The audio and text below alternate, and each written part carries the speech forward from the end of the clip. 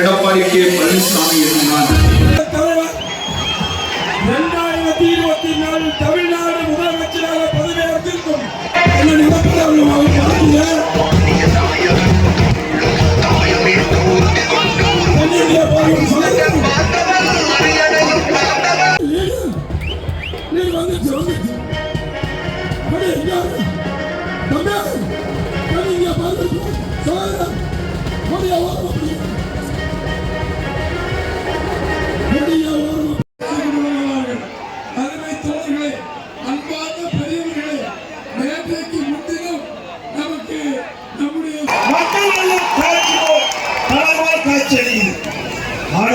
நடவண்ட சட்டமன்ற பொதுத் தேர்தலில்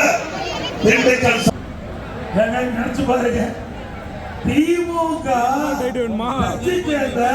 ஒரு ஊராட்சி மன்ற தலைவர் திருடி இருக்கிறாங்க. இந்த ஆட்சி எப்படிப்பட்ட ஆட்சி? திருட்டு கும்பல் ஆட்சி. ஒரு வாழை சோற்றுக்கு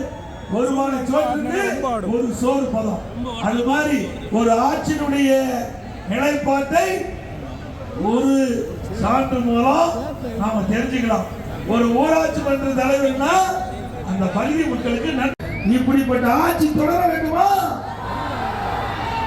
இதுதான் இப்படின்னா இந்த திண்டுக்கல் மாநகராட்சி பரவாயில்ல, அந்த கணக்கான போடுங்க. மக்கள் மறந்துடக்கூடாதுல்ல. அற்புதமான இடத்தை தேர்ந்தெடுத்து இந்த எழுச்சி பயண நிகழ்ச்சியை ஏற்பாடு செஞ்சிருக்காரு.